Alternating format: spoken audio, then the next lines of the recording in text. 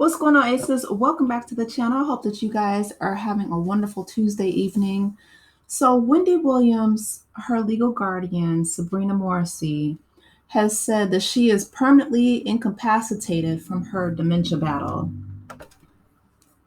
In a new legal filing obtained by TMZ, Wendy's guardian claims that she has been afflicted by early onset dementia and, as a result, has become cognitively impaired and permanently incapacitated. As we reported, Wendy was diagnosed with aphasia and dementia back in May of 2023, about 1 year after she was placed under a legal guardianship overseeing her health and finances. The court filing is part of a legal skirmish between Wendy's guardian, Sabrina Morrisey, and the Where's Wendy Williams documentary. Okay, so that was the article from TMZ. So the New York Post writes, in a November 12th court filing, attorneys for Williams' guardian, Sabrina Morrisey, which I thought that she was an attorney herself, but okay, maybe she practices a different type of law, says that Williams, who's 60 years old, has become cognitively impaired, permanently disabled, and incapacitated from her dementia battle. Morrissey is currently in a legal battle with Lifetime over the release of the documentary Where's Wendy Williams, which came out in February.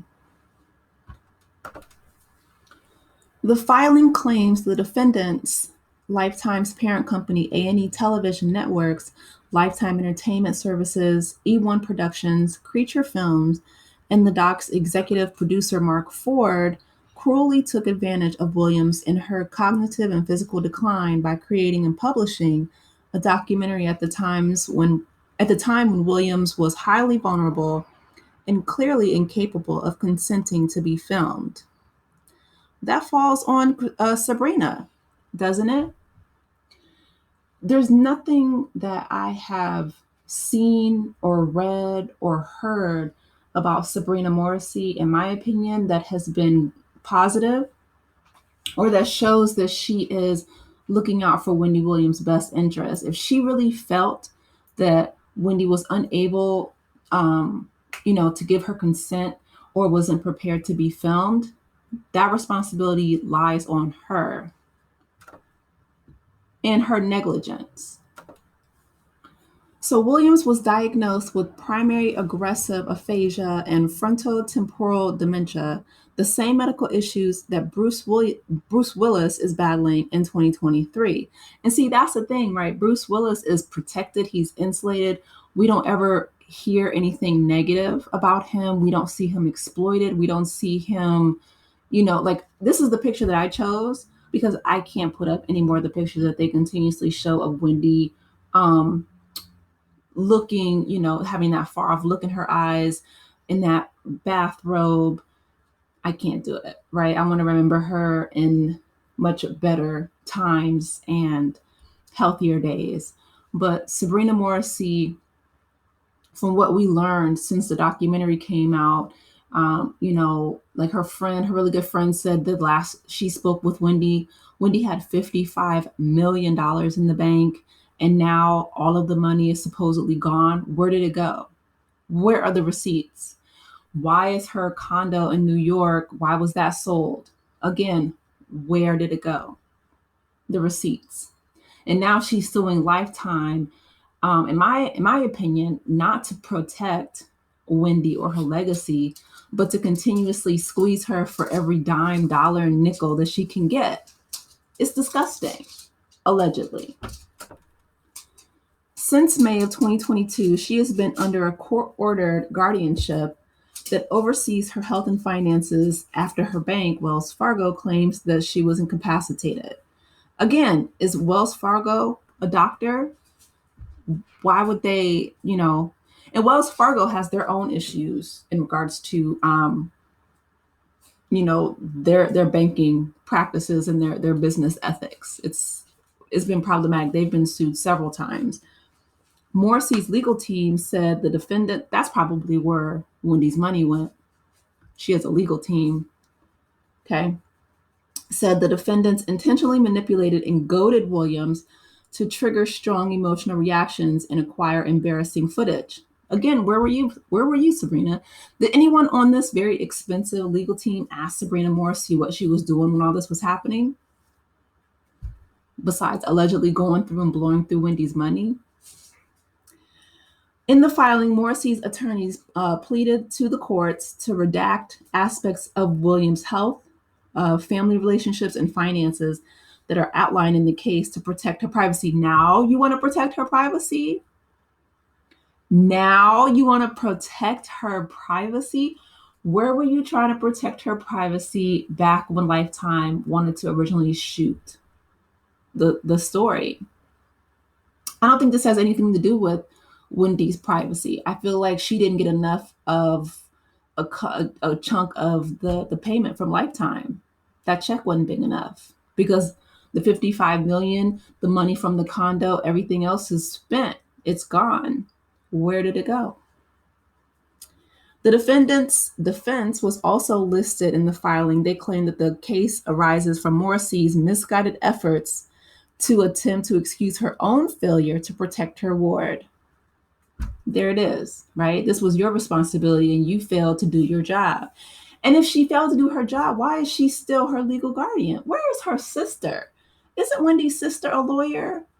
Like, I'm gonna keep reading because the whole thing is just, it's like failure after failure after failure. I feel like everyone has failed this woman. They also claim that Williams, her consent, her input, and participation to make the documentary before she was diagnosed with dementia and before she had a guardian. So this is what Lifetime is saying. Okay. In the filing, Morrissey and the defendants requested a trial that they anticipate will last 2 to 4 weeks. Who's paying for all of this? Is this coming out of Wendy's money or? I'm like, what money?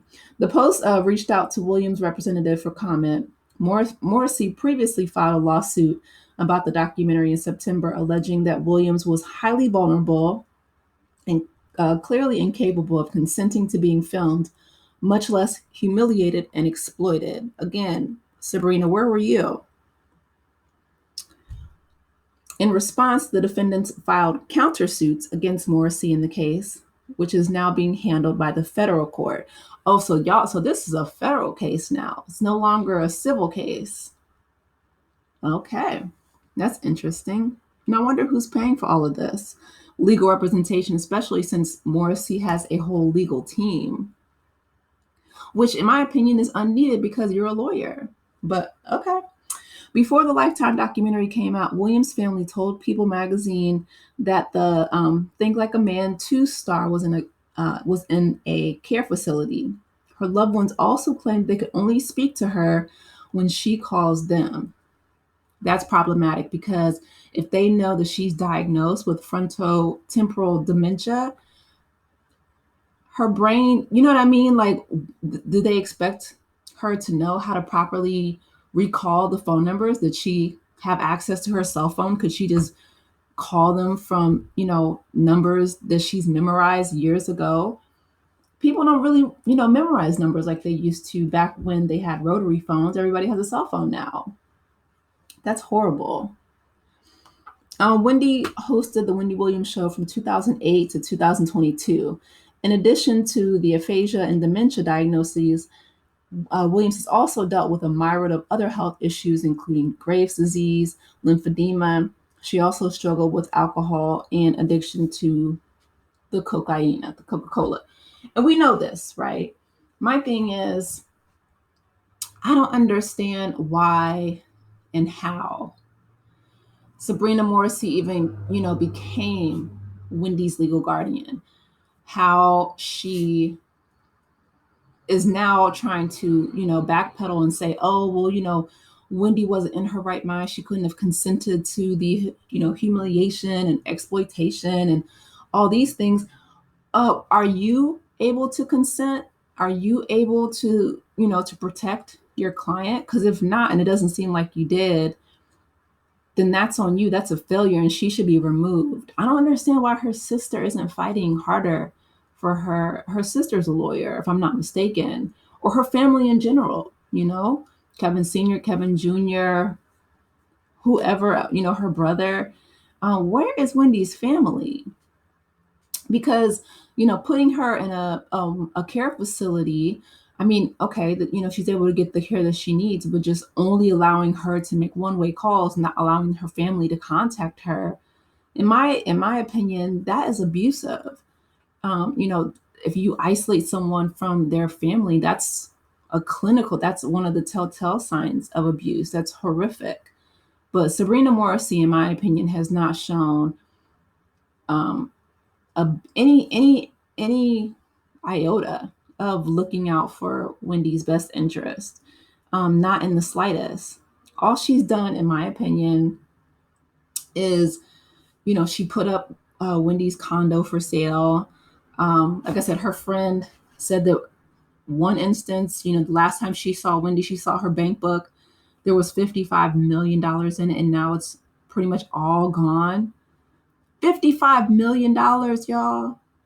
And nobody knows where a dime of that went. But now Sabrina Morrisey has a whole legal team trying to sue Lifetime for federal damages in a federal courtroom. The math is not mathing. It's not making sense. And yet she's still her legal guardian, even though she has not proved, in my opinion, to be someone who has done not even, she wouldn't even have to have done a good job. She hasn't done an adequate job. And I don't know why her family's not fighting for her.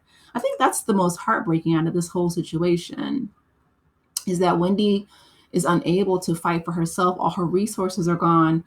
She's been isolated from her family. But if her sister is a lawyer, I don't understand why her sister is not showing up and saying, this is what Sabrina has done or has not done, in my opinion, right? Negligence on her part, A, B, and C. She needs to no longer be her legal guardian. But I don't know. I will keep you guys updated on the situation with Wendy. You guys lift her up in prayer. She needs it.